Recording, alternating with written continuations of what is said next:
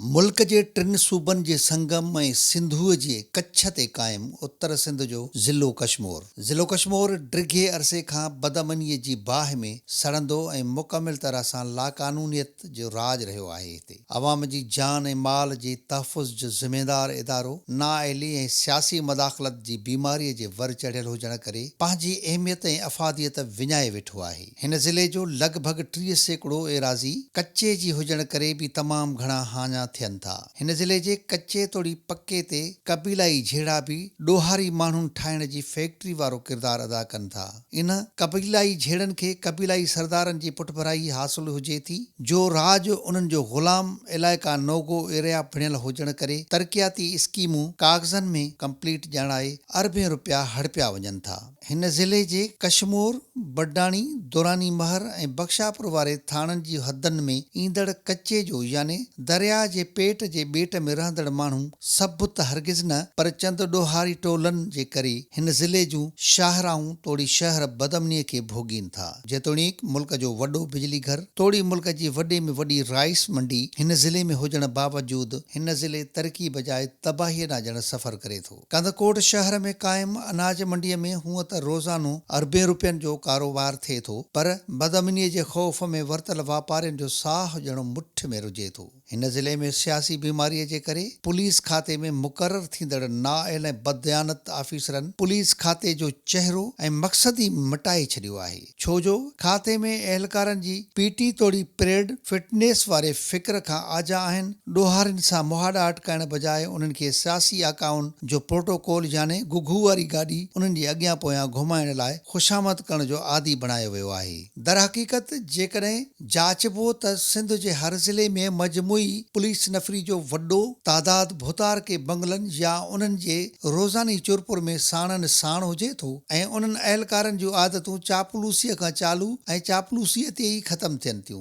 ज़िलनि अंदरि मुक़ररु कमांडर पोस्टिंग बचाइण जे करे अवामी तहफ़ुज़ बजाए महलाती ताबेदारी ते तवजो रखनि था, जंहिं जे करे अहल आफ़ीसर पोस्टिंग खां पासीरा आहिनि। कश्मीर ज़िले अंदरि मौजूदा पुलिस कमांडर जी मुक़ररीअ खां पोइ त ॼण पर उन हीअ ॻाल्हि खे बि हरगिज़ नज़र अंदाज़ नथो करे सघिजे त पुलिस वटि मौजूद हथियार ऐं वसीला कच्चे जे ॾोहारी टोलनि जे वटि हूंदड़ हथियारनि जे साम्हूं बेवस आहिनि, जेको पुलिस जे जवाननि जी शहादतनि जो सबबु बणिजे थो। छो जो उन्हीअ खां अॻु पुलिस वटि मौजूद बख़्तरबंद गाॾियूं शिकारपुर ज़िले अंदरि इस्तेमालु करण दौरान नाकारा साबित थियूं हुयूं ऐं ॾोहारियुनि जे गोलियुनि तंहिंखां क्रॉस करे आयूं ऐं अंदरि वेठल पुलिस आफ़ीसर बि शहीद थिया।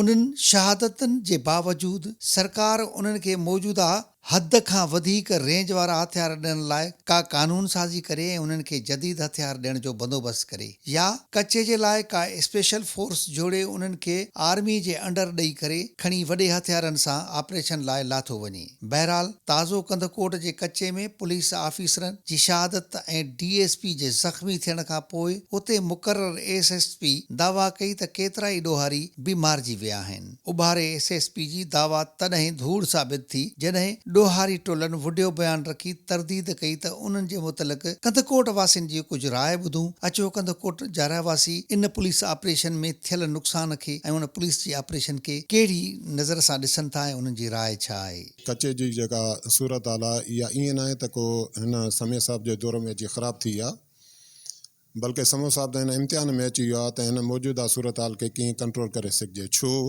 त इहो काफ़ी ज़माने खां वठी कच्चे जूं हालतूं बिगड़ियल आहिनि ऐं कच्चे जा माण्हू जेके ॾोहारी उहे जुदा जुदा माण्हुनि जी मार्फत शहर जे माण्हुनि खे अगवा बि करनि था, रस्ते वेंदड़ माण्हुनि खे अगवा बि करनि था पिया ऐं तावान वठी करे पोइ उन सां जुठियूं बि करनि था पिया, तावान वठी करे उनखे आज़ादु करनि था। समो साहिब थी सघे थो ॿियनि SP साहिब जी हुन मां मुख़्तलिफ़ आहे ऐं असां हिन में कवी उमेदु रखूं था पिया त हिन हालतुनि खे कंट्रोल में आणींदो ऐं ज़ाब्तो आणींदो। मौजूदा सूरत हाल जेका ऑपरेशन जी थी उन में SHO अब्दुल लतीफ़ मीरानी जेको शहीद थियो, असां हुनखे ख़राज तासीम पेश कयूं था पिया, हुन जान जो नज़रानो ॾिनो। कलंदर बख़्श सुमरो साहिब DSP ज़ख़्मी थी पियो। हिन SP में असांखे हिकिड़ी ॻाल्हि इहा नज़र अचे थी त जीअं ॿिया SP अंदरनि माण्हुनि सां अंडरटेकिंग करे पंहिंजो वक़्तु टाइम पास करे विया, हिन में कम अज़ कम उहा शइ असांखे नज़र नथी अचे। दुआ गो आहियूं त अल्लाह साईं हिनखे हिन मिशन में कामयाबु कंदो। ऐं हिन खां अलावा जेको स्ट्रीट क्राइम आहे साईं, इहो स्ट्रीट क्राइम पूरी दुनिया में आहे, ईअं न आहे त को सिर्फ़ु कंदकोट या ज़िले कश्मीर जे अंदरि आहे त पोइ चइजे त हिते थिए थो पियो। इहो स्ट्रीट क्राइम बंदि थियणो न आहे, पर पोइ बि इन ते ज़ाब्ते आणण में जेको आहे सो पुलिस किरदारु अदा कयो आहे, काफ़ी हद ताईं बहितरी अची चुकी आहे, ऐं असां उमेदु रखूं था अॻिते इन शइ खे ज़ाब्तो आणींदा। इन सिलसिले में एतिरो ज़रूरु चवंदासीं त जेके कमांडेंट ऑफिसर साहिबान आहिनि ऐं जेके इन बख़्तरबंद गाॾियुनि जो बंदोबस्तु करनि था पिया, सर्टिफाइड गाॾियूं वठी करे अचनि था पिया ऐं उन्हनि में जेके गोलियूं क्रॉस थियनि थियूं पियूं, त यकीनन इन में के हथ मुलविस आहिनि जेके करप्शन ॾे इशारो ॾियनि थियूं पियूं त भाउ पैसा वठी करे उन में रॉ मटीरियल जेको आहे इस्तेमालु थींदड़ शयूं उहे आंदियूं हुयूं। हीअ बख़्तरबंद गाॾियूं जंग जूं गाॾियूं हूंदियूं नी, जंग जे टाइम ते इस्तेमालु थींदियूं नी, जीअं उन में जेके माण्हू हूंदा नी उहे तहफ़ुज़ सां हूंदा नी ऐं ठिकाणे दुश्मननि जे ठिकाणनि खे नी आसानी सां निशानो बणाईंदा आहिनि।